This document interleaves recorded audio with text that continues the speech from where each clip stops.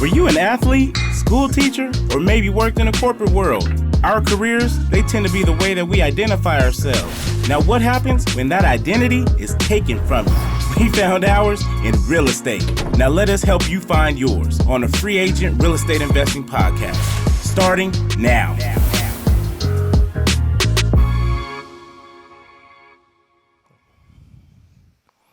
Welcome to the Free Agent Real Estate Investing Podcast. This is a new mic, so maybe I don't need to talk so loud.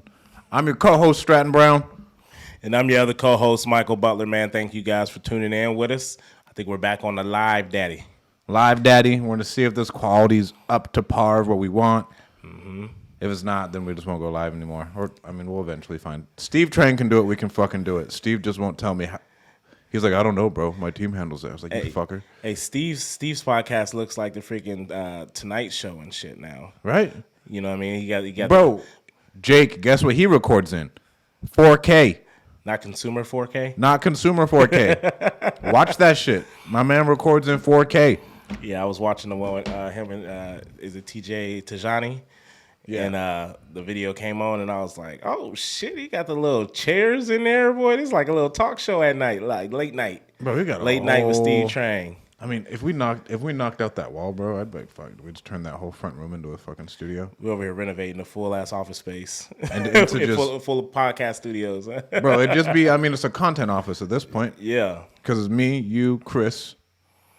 And then Jake now. Jake is a part of us. Jake is a part of us. And then Carlos and Martha want to start doing stuff. Yeah. So at this point, bro, it's the way to go, man. I mean, for the most part, a lot of people have home offices. You know what I mean? So a lot of people can technically work at home or whatever that may be, but not everyone can necessarily do the production and stuff like that out of their home. You can. But if you can have a hub for that, which this is the hub, so. And I mean, you can make content just off your phone. Mm-hmm. For this, for the type of product we put out now, you can tell that we've invested into the product. There's a difference. I mean, these iPhone cameras are fucking amazing, but you're gonna run into the issue with audio and the switching. Yeah, so you'll run into the question with the audio because then it's tough to use certain mics when you're using your phone camera. Then you gotta put that on different type of Zoom boards, and it becomes a whole fucking shebang. Yeah. Shout out Jake. Jake is the man. I couldn't imagine trying to do this shit on my own. Who'd you have in the Super Bowl, bro? Who'd you want? I had the Bengals, man. Same. I had the Bengals. Obviously, there's a big, the Fresno State connection. Shout out Joey B. Shout out Swanee. Shout out Todd Hunt. Mm-hmm. But I also believe we have old man on defense on the Rams. Is he still there? Juju, is he still with the Rams? Nah, bro. He got cut week 7. Oh, okay. Well, shit. He gets a ring though.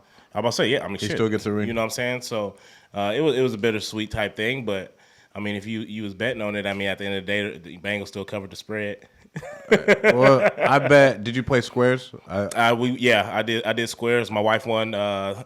She won the second and the fourth quarter. She won 2. She won 2. Yeah. How much were you guys putting down? I can't remember. It might have been like $25 a square. So I probably paid like $100 and some in squares. Each quarter was $350. Oh, there you go. So she won 2 squares. The Bengals covered the spread, so I won like $230 there. Okay, I bought 18 squares for $10 and I won $250. Yeah, I'm not 100% sure with the squares. Well, ours was like 10. Ours was like 10 squares, $10 a square. Okay. And so I bought 18 of them. Okay. And I only won 1 quarter. I was hot, honestly. I mean, you had good odds though. Did you make your money back? Yeah, I made my money back. I made like $50. You netted $50, bro. That's a good investment. You paid for dinner that night. Yeah, exactly. I paid for dinner. Yeah. Depending on if you got it off DoorDash or not, because then that's gonna be more than $50.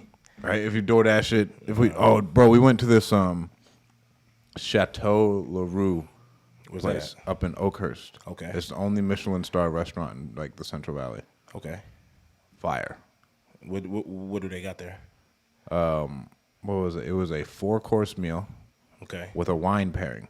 Okay. And it was the sommelier would come out hey, so this is what it is. Uh-huh. This is where it's from. This is what it tastes like. This is why we paired it.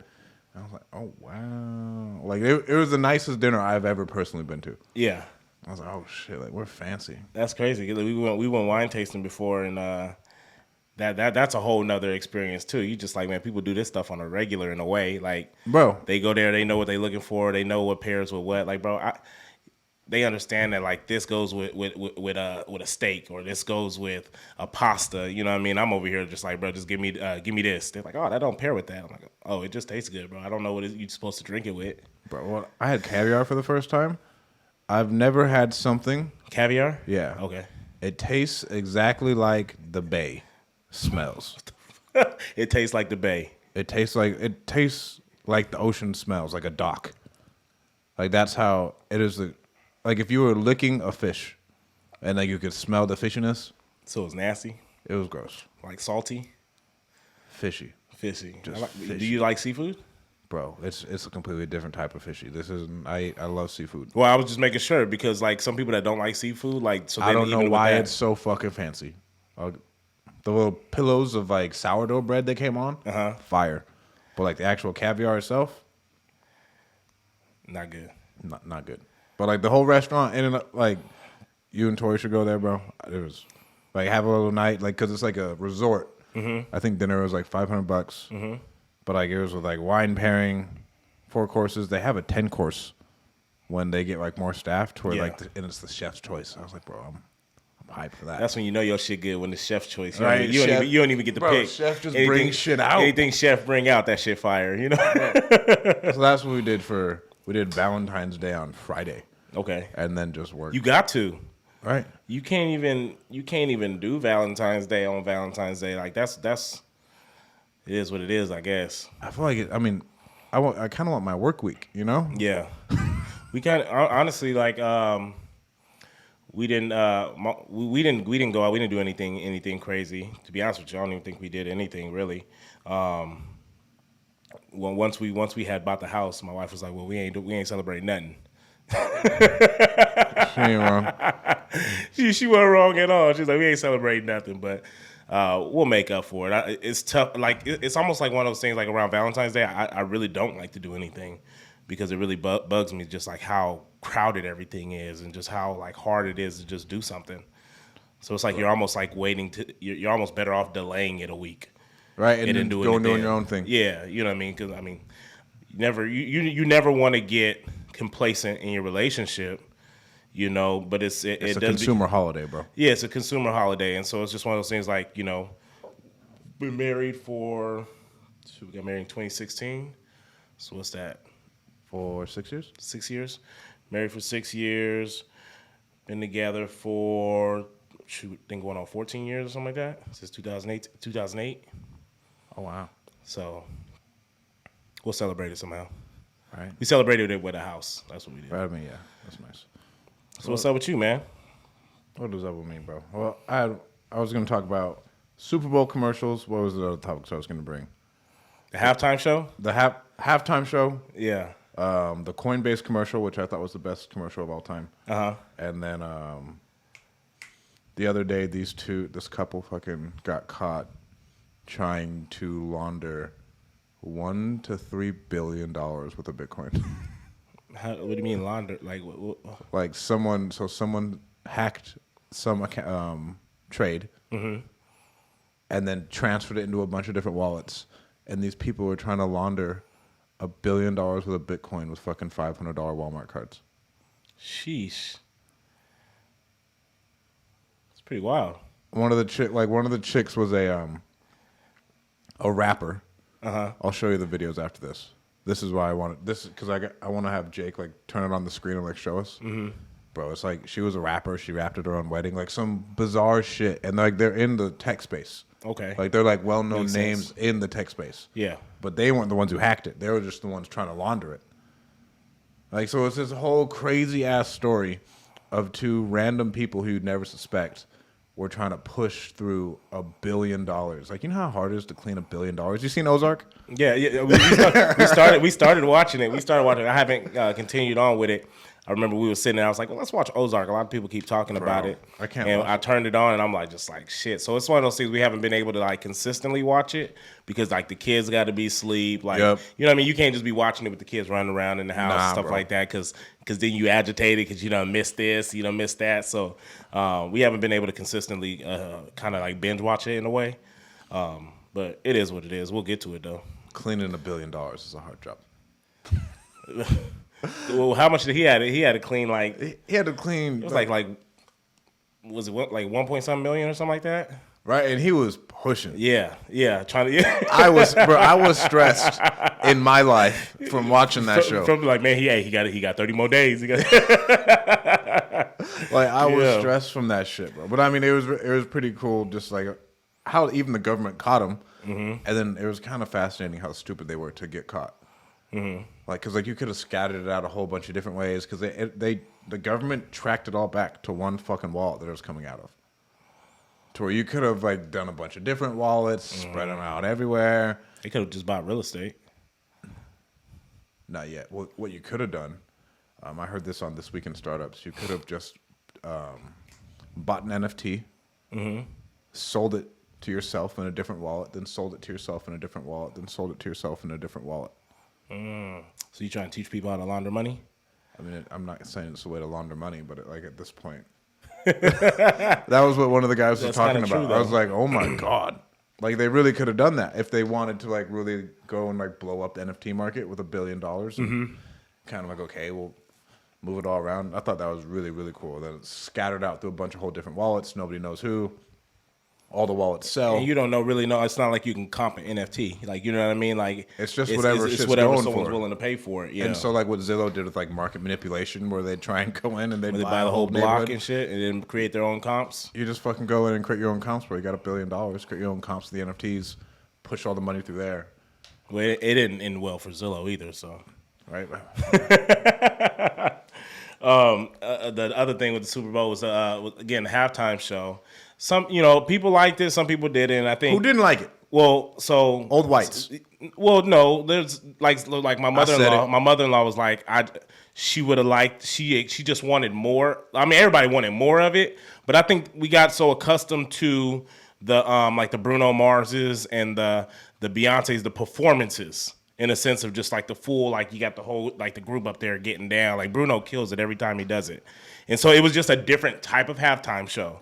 So it wasn't so much of the dynamic of the performance, but it was just more of who it was, the songs that it was. Like it was fucking dope. Bro. You know what I mean? So everyone loved it. Yeah, everyone loved it.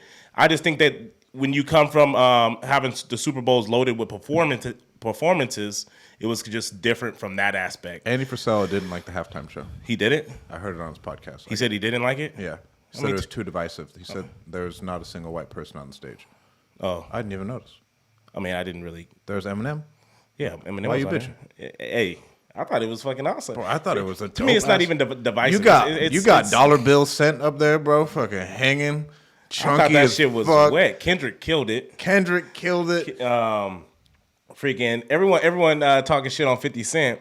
Talking about how he done gain weight, and this was my look. Well, first and foremost, I seen a TikTok where it's always the little TikToks where they got the laughing in the back with the words, and they trying to just staring at the screen. And he had said that everyone talking about 50 Cent, not gaining weight since when the song came out. They was like, and most of y'all don't look the same from when the song came out either, right? Which is the truth. And at the same time, my man didn't even look fat. Like, my man was still swole. I mean, he just looks fat in that, like, hanging upside down. My man's just, like, he's just thicker. Like you can be 220 and built, and you can be 260 and fucking be hub as shit. Like, he's not as thin as he was, but he's still, like, bro, he's still beefy. You know what I'm saying? Like, he don't look fat. He just... he's heavier. The angle was not a good angle for him. Because, like, when he came back down, yeah, right, like, he looked cool. But I remember, like, talking to Kalani's mom. I was like, is that a knockoff 50 Cent? Oh, shit. As he was like, I was like, stunt man and shit. I was like, is that like a fake fat 50 Cent? Like, are they really doing this right now? Did you see him get up there, though? They showed the clip when they were performing on the top. Right? They showed him getting in position for when they were going to pan down. And my man hit damn near like a little muscle up to get up there. And I was like, everybody calling him fat. I was like, how many people would have been able to fucking get their ass in that position? Hell yeah. That shit, what? You know what I mean? That in itself, my man just grabbed the bar, threw his legs up there, you know what I mean? And then it was just hanging. I'm like, shit, half of y'all can't even do that shit. But I thought it was a freaking awesome commercial. I thought the Super Bowl was awesome because there's been a lot of Super Bowls where It's just so either a blowout or their defensive games, and so they're just hella boring. Yeah. In this game, I felt like it was just good throughout the whole game. I think top to bottom, I just think it was a good showcase. But the Coinbase commercial. Mm-hmm. So the one where it just bounced around with the QR code on the screen and blinked different colors. Is that what that was? That was Coinbase. It crashed their website. It was only 15 seconds. Is that all it was though? Yeah. It was just the QR code? It was a QR code. But it was were you supposed to scan it? So I scanned it. I was like, oh, it's Coinbase. Cool. Okay. It crashed their website, bro. So what was the amount of traffic? It just said like, hey, sign up here, you get $15 free. I wonder who's what's the referral QR code that right? Because that could have been just like a random person too that just dumped some money into a Coinbase commercial. Bro, but got hella sign up fees, got hella $10 referrals. But think about all the money people like put into producing like their Super Bowl commercials. Mm-hmm. Coinbase would, if they wanted to pay someone $10,000, they could. But in all reality, that's like a $500 job. So they really just bounced the freaking QR code. I seen it too. I was like, oh, they probably just want people to scan that. And I was like, bro, that's hella smart. To be honest with you, I didn't scan it, but I remember thinking that like, damn, that's ain't shit to this commercial but a QR code. And now you got all their cookies. Well, I don't know. Now with the iOS thing, it's a little bit different. But like, still, you got all that traffic to your website, bro. Mm-hmm. Like, what else do you want? Like that. That's why you have a commercial. That's why you have a commercial to drive them all there. And the production wasn't even like, it was like a $5 production, bro. I thought it was really, really cool. Crashed their website, and one of the dudes was doing math, saying like, bro, if you get 1 million people just to buy in, you're fine. And how many people are watching the Super Bowl? And I think he said not even that, like 40,000 people.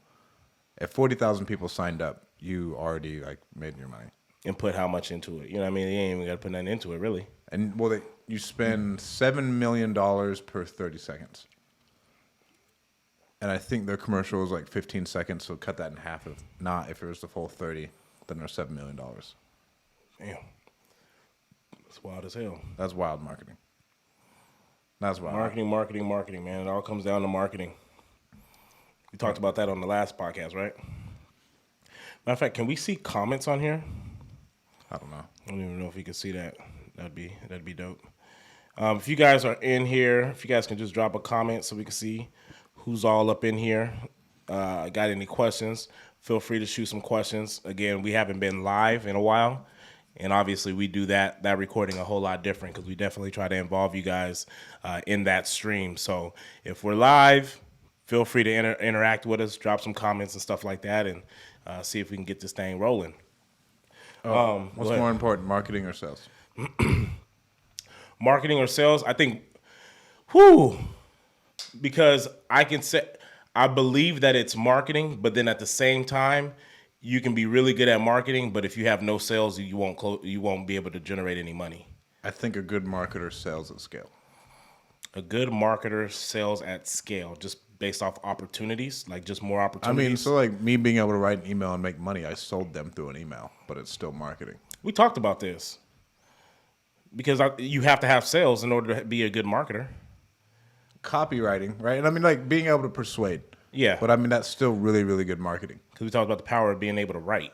Yeah. And how writing was kind of underutilized in school. Like we wish we paid more attention to it. I wish. I think it's sales. I think sales, you become a good salesman, you become a good closer, understand how to use people's emotions and how to manipulate those emotions. And then from there, you can become a good marketer because from that point, you understand the psychology behind someone buying. Who you selling if the phone's not ringing? Who you selling if the phone's not ringing? I mean, it's a whole lot harder to market when you don't know how and you're just a good salesman, but that's why you hire it. It's easier to hire someone who's good at marketing than to hire someone who's good at sales because that takes an extreme amount of training. You know what I mean? Like I'll give you that for your product. Because being a closer, essentially, like, I feel like that's everyone can say, oh, I'm a closer, but like, are you really? You know what I mean? Well, so if you have that faith skill in the product, do you know the product, like all this other shit about that? I mean, like it goes into both, but you can have a marketing company do that. Because there's so many people that are really good at marketing. Not so many people, but like you can get on Google and you can find someone who's a fucking killer marketer. Like you can get on Instagram and fucking find a good marketer. You know what I mean? Because those people, I feel like the separation is there. Oh yeah. You know what I mean? Whereas sales, I mean, you can chop some shit up and put it on there and be like, yeah, I'm a closer. Motherfucker, but that was like one deal that you closed out of like fucking 500 leads. Like, you know what I mean? If you just posting the one lead that you done closed on and the person was hella motivated, like you're not really that much of a fucking closer. Well, I watched RJ Bates' most popular TikTok the other day. Mm-hmm. And What's up, Dean? hey, Dino. He said the quality is fire, bruh. Hell yeah. Fire. Hell yeah. Fucks with it. He called somebody. It was like a call off a probate lead, and the dude was tripping. Was the dude that was hella mad because his wife mad. had passed away or something like that? And I've only been able to pull it off one other time. Yeah. To where I did the same shit where the dude was like, "Hey, you're harassing my mom." So, bro, your mom's about to lose her fucking house. I was like, Yeah. I'm calling your mom because she told me to call her, and then she didn't pick up. I was like, you got a week. Yeah.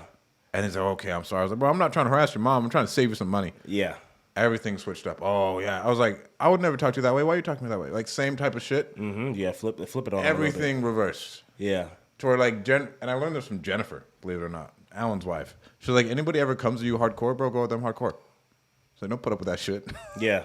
That's like, hell yeah. And you do run into that a lot with like the probates, not the probates, but the. I mean, but there's a lot of emotion in yeah. that, right? Like, there's a lot. Probates and even like the pre-foreclosures and probates. Bro. I mean, stuff like pre-foreclosure, bro, you're stressed. Probates, your significant other just died. Someone you love just died. That's what he was saying. It was like, hey, my loved one just died. This was the love of my life. I loved her so much, blah, blah, blah. And I don't know how he framed it, but he was like, hey, I get it. We're not taking none of that away from you. Like, I've lost people too. Mm-hmm.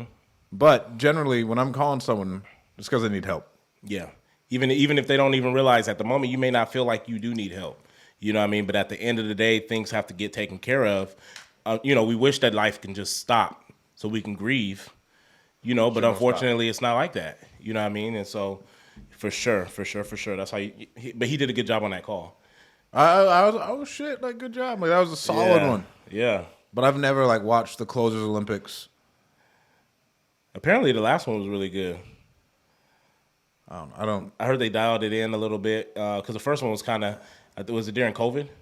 The first one was during COVID, so it was kind of just like, let's just throw something together and it was really good. It was still good, but obviously whenever it's the first of something, at the end of it, you just find a lot of wrinkles in it that you can iron out a little bit. So apparently this one was a whole lot better in that sense. I think time-wise, I think they were like on a shot clock last time.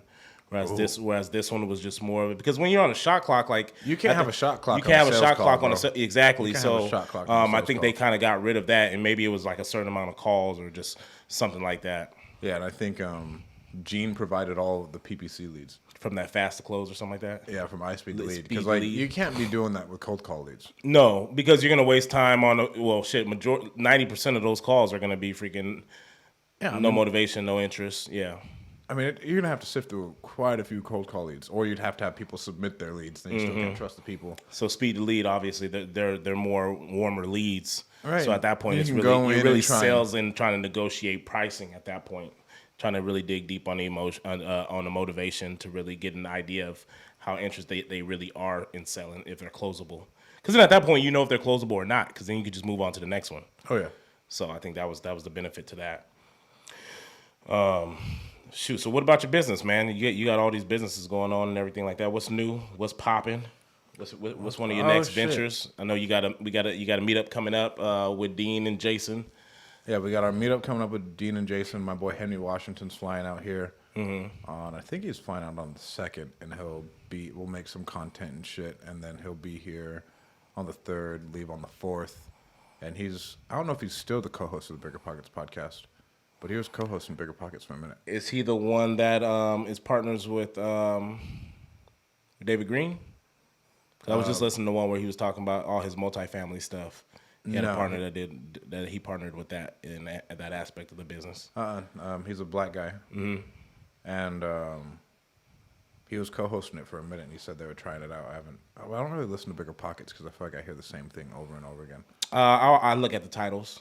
I look at the titles and see what's relevant to kind of where I am or something I may be interested in. I listen to it that way. That's what's hard about it. But he's coming out. I'm super excited for that. We'll make some content, have a dope meetup. Our goal is like 250 people. Mm-hmm. We're going to have drinks, food, beer. What? More beer. What? Whiskey. What? Tequila. We're listening to some Stone Cold Steve Austin clips before we started this podcast. We did just lock up a storage facility in Baton Rouge. We're not doing a podcast next week. That's fine. So was the one you were talking about with the follow-up? No, that was a different one. So that one's in northern Louisiana. This one came from a wholesaler in our mastermind. Okay. That we bought. We're paying him a six-figure assignment fee. Mm-hmm. And we'll fly out there Tuesday, come back Thursday, and then depending on that, I'll have to raise close to like $500,000. That'll be a push. How big is the facility? 10,000 square feet, and we should be able to take it, depending on how long we hold it, we can bring it to like $1 million. Okay. So we'll buy it at 5 and then give $5 with the assignment fee? Yeah, 5 with the nice. With the assignment Congrats to fee that wholesaler, man. Right? Well, no, the assignment fee's baked into that. Into the 500, right? Yeah, into the that's what I'm 500. saying. But you're all in 500. Yeah, we're all in 500. That's dope, man. And then the goal is burr it pretty much, bring all the investors in. It won't be a cash flow deal at the beginning. It's 100% vacant. Okay. So what we'll have to do is How the fuck does it get 100% vacant? It was a doctor who didn't know what they were doing. It wasn't able to get. It wasn't able to get one of them. So he developed it, and I don't know the whole story, but I could see it happening. Right, you develop it, you get it over your head, and you're like, fuck it. Oh, and he just sat on it at that point. Just sat on it, and it's right across the street from a college, bro. Oh shit! People that need storage facilities. Right, people who need storage facilities. So that'll be really. I'm super excited about it. I think we can really drive those rates, and there's no other facilities for 5 miles, so you're your own competition. Yeah. When you have like pretty much a base of people who want to use you and need to use you, and then there's no one else for 5 miles. So right now, people need to use fucking storage facilities, but there's just not one anywhere near them. There's no one near them. Or like there's one, but like it's not. Exactly. And you so know you can kind of like command your rate, or you're going to drive 5 miles, or you can just kind of like drive over here. Bro, you can build like some mean ass marketing on that in the sense of it's like anticipated. Like, you know what I mean? Like in a sense of like, pretty much we getting this thing up and going. It's what the city need, or it's what the town needs. Tired of driving 5 miles to your nearest storage facility. Right. You know what I mean? Like you can kind of build that up. I think I can see that being pretty dope. Right, it should be pretty dope. Klein did a good job with that. But then I got to call this other guy today. I didn't follow up with him last year, and he was just in the CRM, and I haven't been in our CRM in fucking I don't know how long. Mm-hmm. And he was like, "Oh," I was talking to him, and he went ghost on me, right? And so I kind of forgot about him. And then I called him yesterday, just going through the CRM. And then he was like, "Yeah, I'm about to sign a contract with a guy tomorrow." I was like, "Fucking shit. God damn it." 1 day away. 1 day away. And I was like, well, hey. Actually, no, you're good because he ain't signed it yet. He ain't signed it yet. Yeah. And I was like, how much you signing with him for? $250? Because that's the price I had. He was like, yeah. I was like, bro, I'll beat it. I already know where I could be. I was like, I'll beat it. He was like, okay, you know what? He's a local guy. Let me see if he really ponies up tomorrow. Mm-hmm. I got to send him a text like, hey, the man bring your paperwork? If he doesn't, I'm still flying out to Louisiana on Tuesday. And then if I need to extend the trip, we'll fly up north real quick. And he has an $8 million portfolio that he wants to offload. All of storage facilities? All storage facilities. Okay. So we'll look at that because the 250 one was priced reasonable to where like we could buy that and it wouldn't be anything. I wonder what was he selling for? What was his? Cause I feel like that's a big. He's retiring. Is he going to put the money somewhere else? He didn't want to carry the note. Oh, okay. I was like, you want to carry the paper or what, son?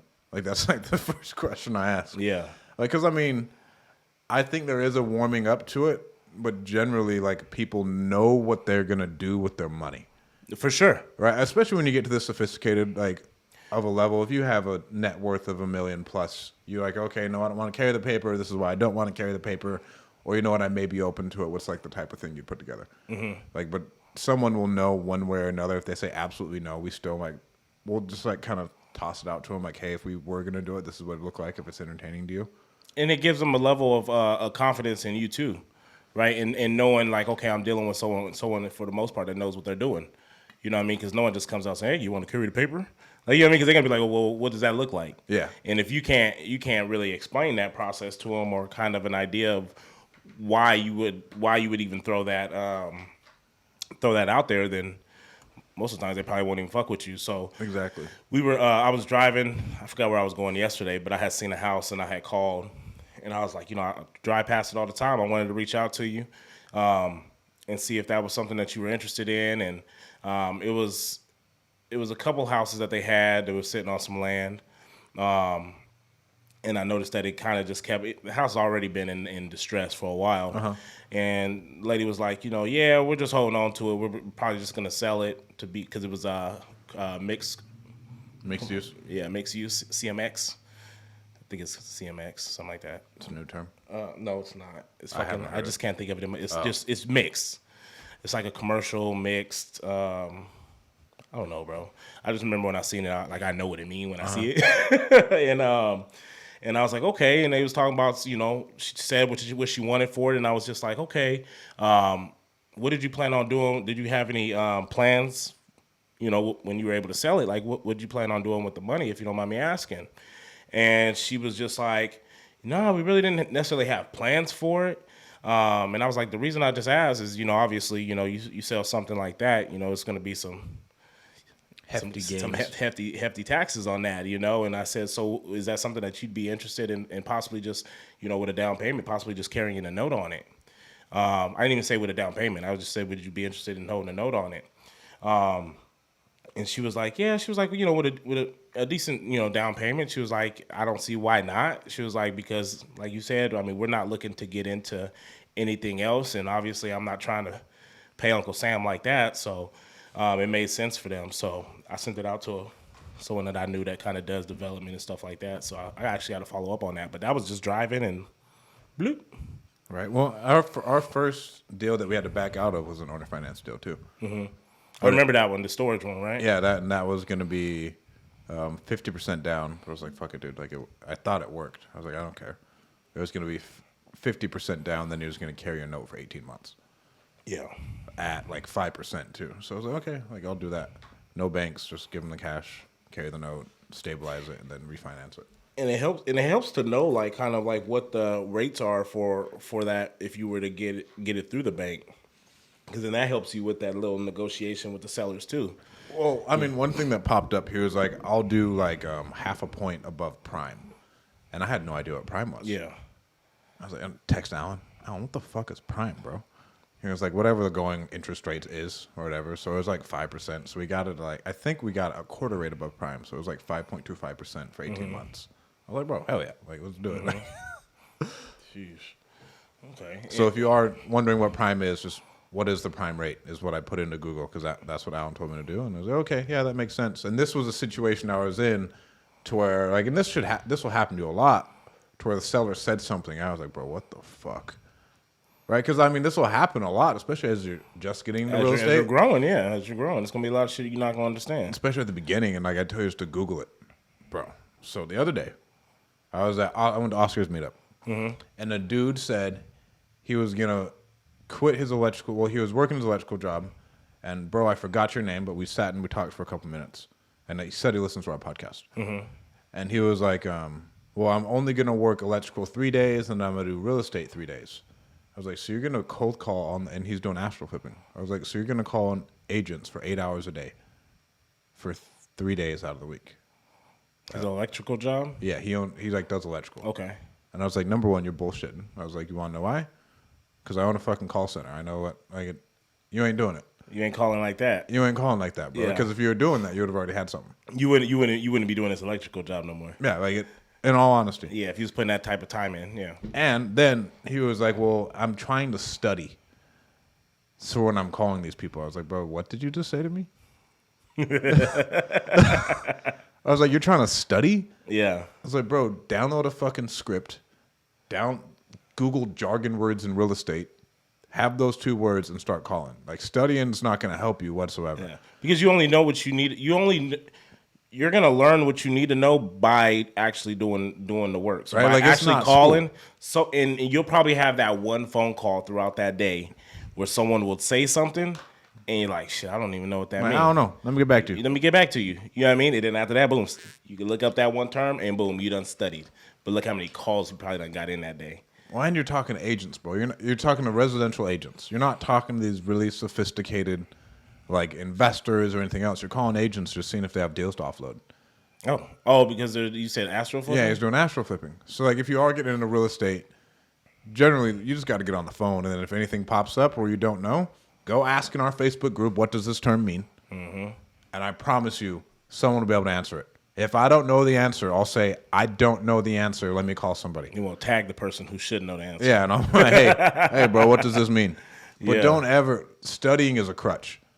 Like, don't ever, like, well, I don't want to get on the phone because I need to study so I can get on the phone call. And, like, I'm not making fun of you, but I'm saying we need to fix that thought process because real life doesn't work like school.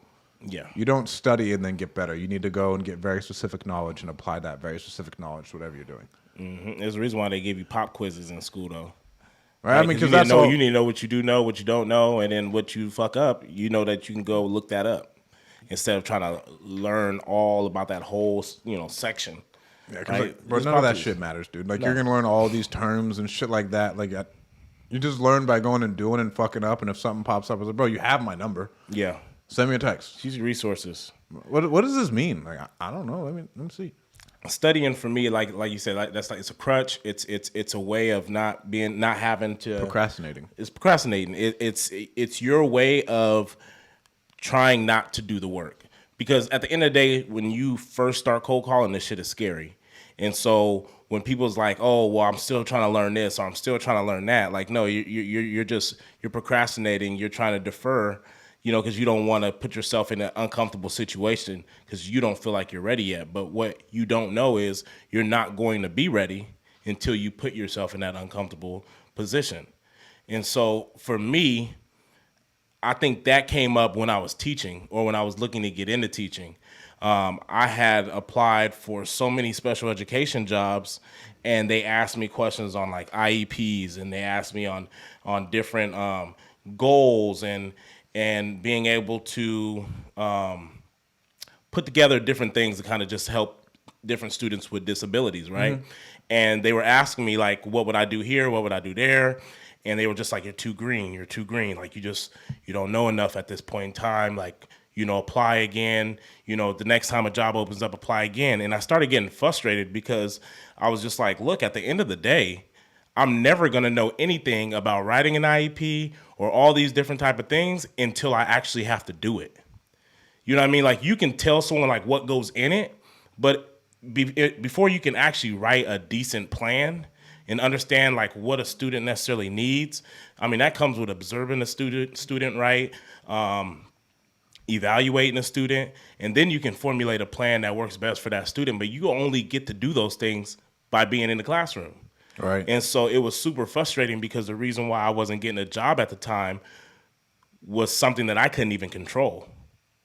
You know what I mean? And so I think it's, at least with real estate, you can control picking up the phone and calling somebody and getting that experience. Well, you got to the biggest difference is like taking more action and then creating new problems for yourself that you need to solve again. Because when you're reading, I call it like, bro, you're just mentally masturbating. That's all you're doing, you're right? Getting off on the thought of being able to do something. Of being able to, like, listening to all these podcasts, like, educate yourself on all this shit. Like, bro, like, go talk to people. Yeah. Like, that, and then when you run into a situation, put into Google podcast saying X. I promise you something will pop up. Listen to it for all of an hour. There's your fucking solution. Yeah. Now hop back on the phone. It's like trying to connect with trying to get at a girl. You know what I mean? You can sit here and watch all these movies on, watch The Notebook and all. You gotta go take shots. All the shit the girls like. Take shots and shit like that. And then the moment she's in your face, you don't even know what the hell to say to her, bro. You try to put yourself out there enough times, and you start getting that door slammed in your face. You gonna know real quickly what line wasn't working and what they seeing right through. You know what I mean? But you're only gonna know that by putting yourself in those situations. And I get it's hard at the beginning, but don't let education be a crutch. Let it be a tool. Education shouldn't be a crutch. It should be a tool that you use, that you continue to sharpen. Because the thing they say in like in football, right, when we were in college, and they just talk about like your tool belt. You know what I mean? With real estate, like you don't necessarily need to know what every tool fucking does. Because when the situation comes up, you'll understand what tool you need to use, right? Like if you don't know the difference between a flathead and a Phillips screwdriver, like my man, like you can sit here and keep reading books and shit all you want and looking at the tool all you want, but the moment you walk up to a screw and you see that it got a flathead on it, I mean, shit, bro, it's actually pretty simple. Like, oh shit, this one's for that. But you don't know until you go try to do the damn job. Exactly. Or you got to go do it. You got to go do it. So if you are out there and you're not taking action, I mean, all it is analysis paralysis in a roundabout way. Yeah. Like you're just trying to take in as much info as possible because you don't want to fail. Mm-hmm. I mean, I feel like me and Kalani's had a fat failure, but having to fucking back out of that contract. It's whatever. That wasn't a failure. I mean, it's not. I mean, it's a failure, but it's not a failure, right? But I mean, that's a failure. The fact that you were able to realize that it wasn't going to work before you got too fucking deep in it was the fucking win. Right. I mean, that's a win, right? I mean, failure would have been losing money. Yeah, that would have been. You know what I mean? Like shit. That would have been ass. Well, it wouldn't have been a failure, but it would have been a harder lesson. It would have been a hard lesson. That you wouldn't have got by just sitting there reading a book and fucking hopping on masterminds all day. Right. You know what I mean? You wouldn't have known what could have went wrong. We would have never known. And then even now when we go to the masterminds, unless you are doing something. So we went to one, and the first one was cool. Then the second one was like, we don't even need to be here because like none of this applies to us yet. Yeah. But it's like really, it'd be better off for us to just stay home and work rather than go because it's nothing applicable. And you'll learn all this same thing. Like I'll learn more through action than I will fucking sitting around talking to people for 2 days who are doing more than I am. Like cool, but like let's just get a deal under contract.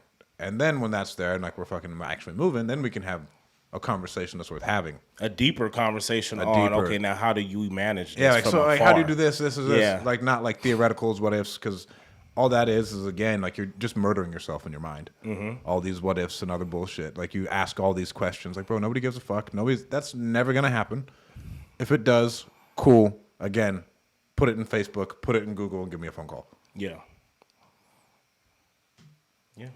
It's almost like when people I could correlate, like even when we talk analysis paralysis, right? And we always laugh when we talk about like when it comes to being a parent. There's no book to being a parent. Like, and I mean, there is. You can go read, all these books on this, and this. But at the end of the day, like everyone's life is different. Oh, yeah. So you're reading a book on someone every kid is different. You know what I mean? Every kid is different. Every kid's needs are different. And I mean, I'm gonna tell you, shit, down to our third child. Like, bro, you never got that shit figured out. You know what I mean? But you figure it out as you go. You use the resources around you to figure out how to be a better parent. You use the lessons that you feel like, I fucked up with the first one. So then the second one, you're a little bit better with it, and then you hope to have it a little bit more figured out, with my third one. And so, but like, that's just, it's a testament to like, you're never going to have it figured out. You just take those lessons as you go, and you just get better and better as you go, and you refine those moments. So when people say like, hey, they about to have their first child, well, what should I expect? And the first thing I tell people, I'm like, as men, like, bro, we're never ready to have kids in the sense of, when women, they growing up, they dream of like their wedding and being a mother. And, that's just, I feel like sometimes their natural instinct sometimes. And as a guy, like it's always, in a sense, sometimes it's a fear. You know what I mean? I was nervous having my third child, and I done already had kids. So it's like, well, what you nervous for? You'll never be ready to have kids. So don't just be like, oh, when I'm ready, when I got my job, you're never going to be ready for it. You know what I mean? But it's the greatest thing that could ever happen. And the child honestly going to teach you how to be a parent. Yeah. For me, the reason we're waiting to have more kids is just like lifestyle. Honestly. Mm-hmm. Like lifestyle, being able to like be an actual parent. Mm-hmm. Like the butt's in the other room right now. Yeah. Like, all right, bro, you come with me today. He doing good though. Yeah, he doing good. He ain't walked in on the podcast yet. Nah, he out there fucking up them toys. I've been waiting for him to bust in here. Right? He out there fucking up them toys. It's when it comes to kids, bro, I just feel like it's you'll number one never be ready to be a parent. What I say you'll be ready to be like financially stable to support a child, yes. Yeah, that's true. You know what I'm saying? Like, I do feel like people scare you a little bit when it comes to having kids. Oh, they're so expensive. Oh man, don't.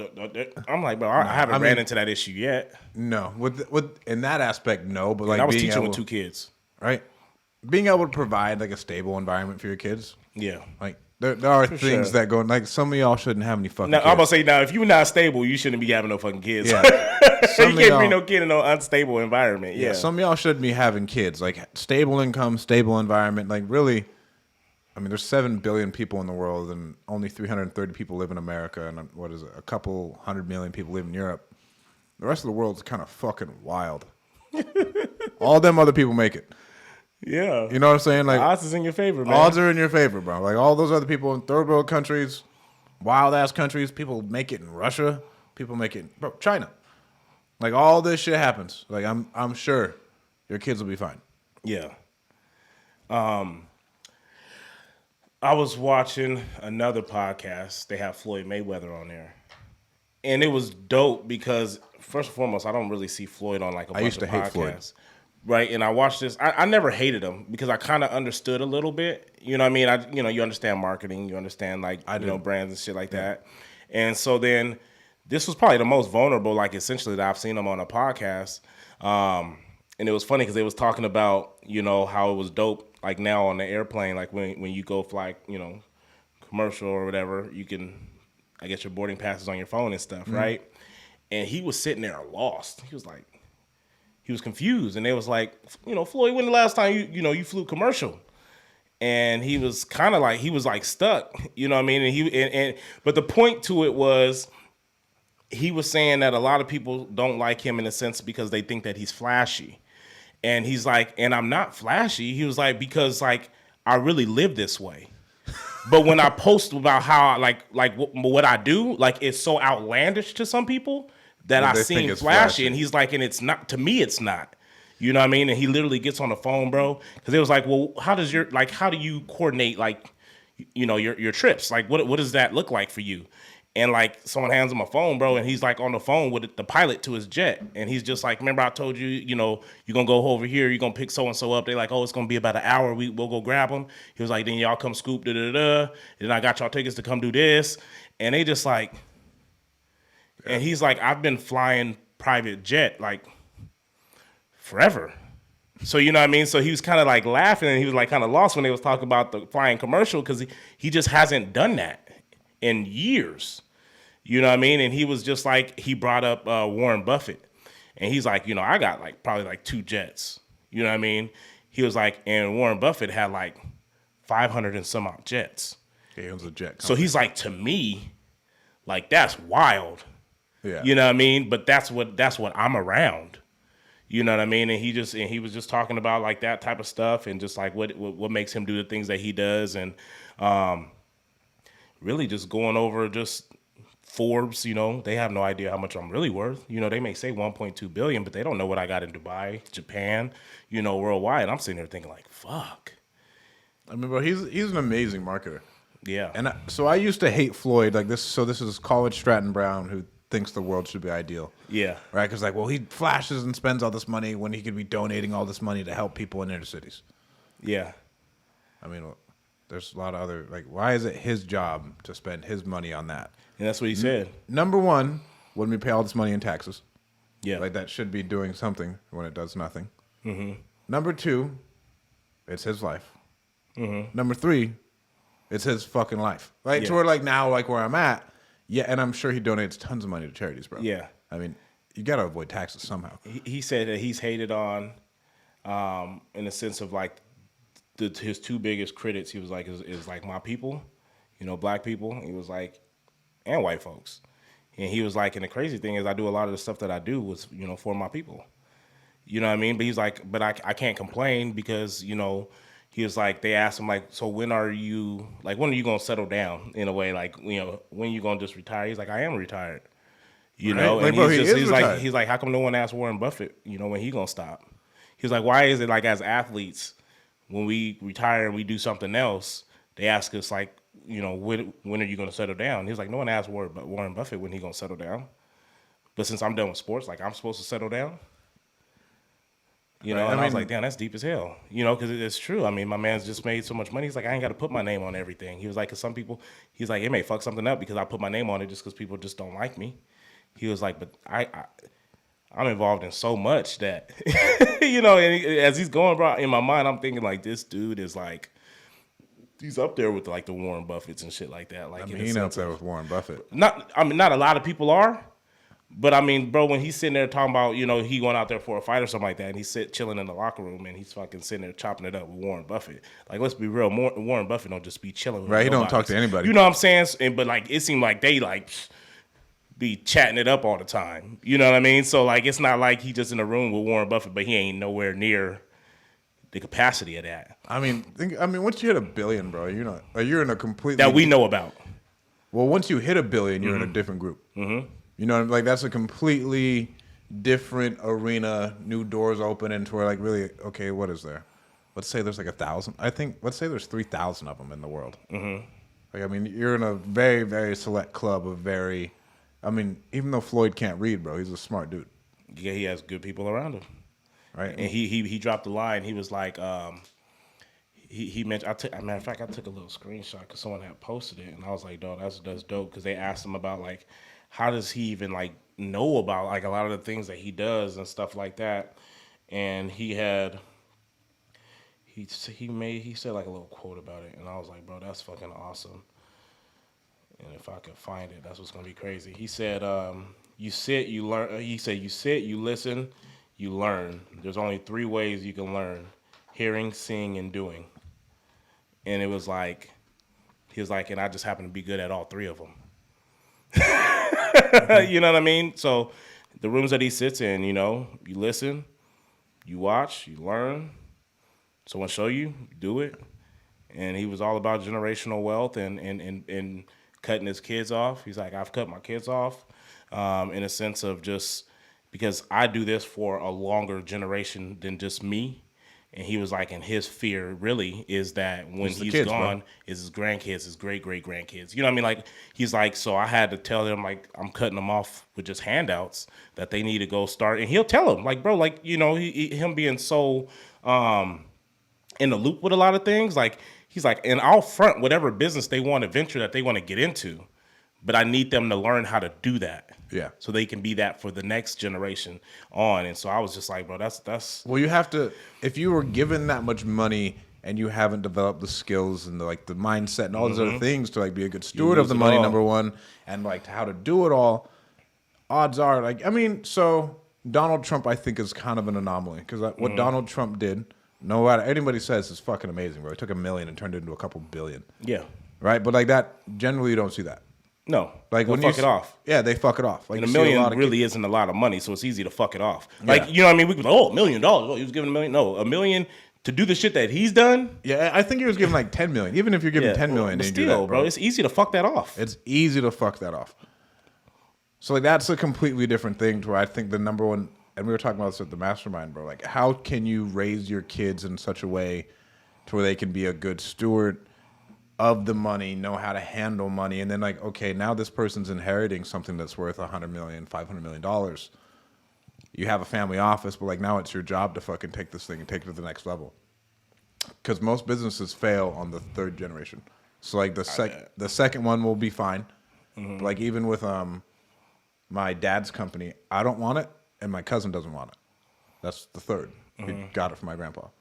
Right? With my mom's company, my mom sold hers. Yeah. Right, but you can see this. But they may not want it, but they can utilize the compensation from them and put that into maybe something else. They don't have to love what you do, right? They just got to know how to take it. And if they do decide to sell it, they need to know where to reinvest that money. And we talked about this earlier, but I'm concerned that my kids won't have enough struggle. Mm. But you don't work for them to have struggle, right? Bro, it's a crazy dynamic. Yeah, it is a crazy dynamic. It's a crazy dynamic. Their struggle is going to be completely different than what our struggle is. Like they'll have their own struggle, but it's a bitch struggle. Their struggle shouldn't be what our struggle is.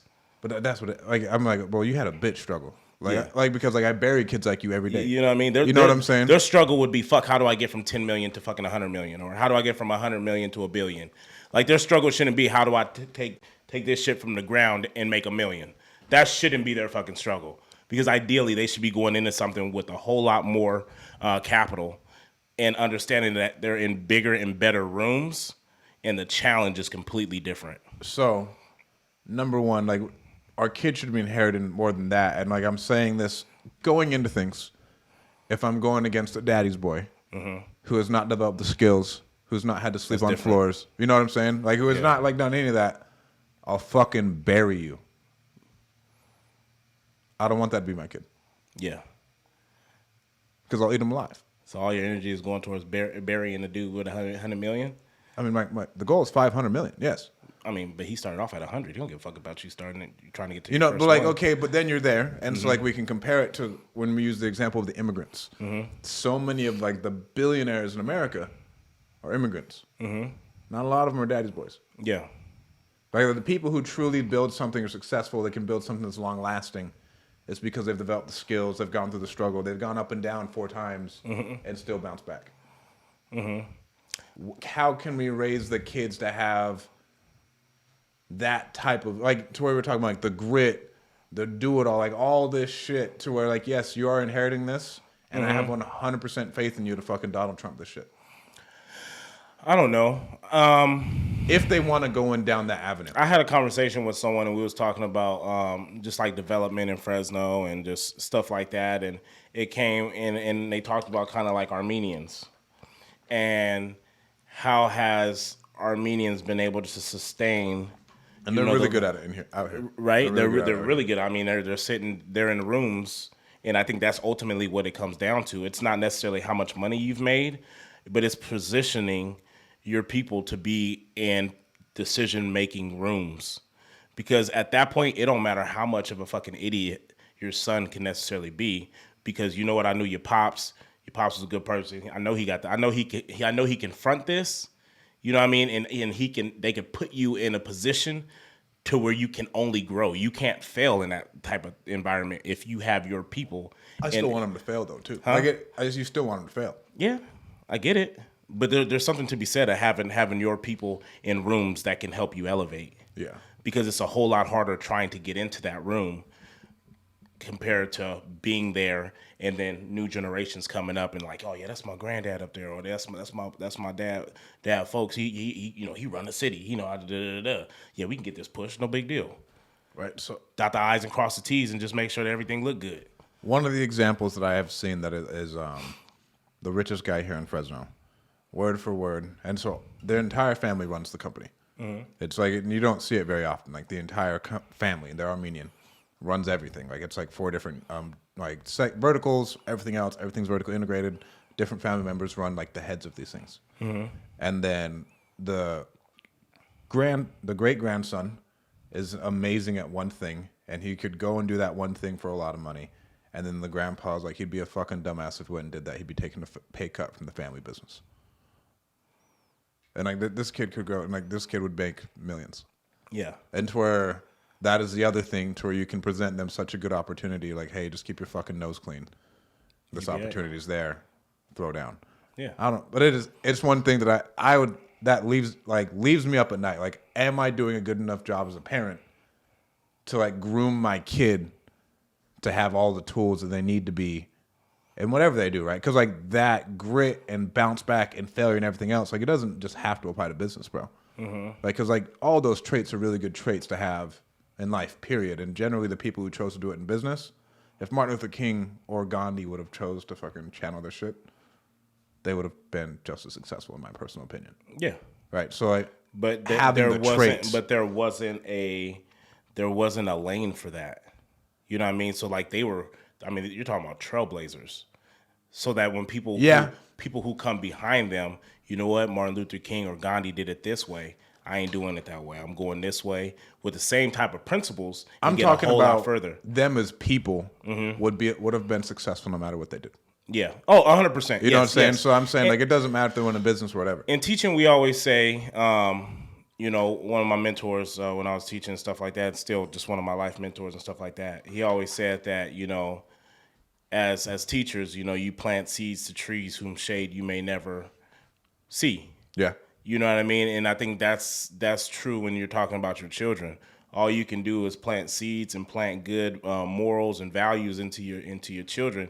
You may never see the shade of them trees, but understand that if it's good from the soil, then it'll be good eventually coming out. Yeah. You know what I mean? And I think that's ultimately when you talk about the fear. You can't predict how your children are going to be, but It's scary. I mean, you know, can't you operate. You plant the right seed. You plant the right seed, then that's just going to be prosperous. I think at the end of the day. Hell yeah. You got anything else, bro? That's it, man. Hell yeah. Thank you guys so much for tuning in. If you're looking for virtual assistants, go to calmmagicians.com. 100%. Tell them about that prop stream. Or did you switch? No, I still use PropStream, man. It shit ain't went away from me. I still have no problem getting whatever information I need to get. PropStream is what we use in our business. If you're looking to analyze deals, pull lists, skip trace, send direct mail, they do it all on one platform. You guys go to mainlinecomps.com. You get a 7-day free trial, and shit, run it up. Hell yeah. Thank you guys so much for tuning in.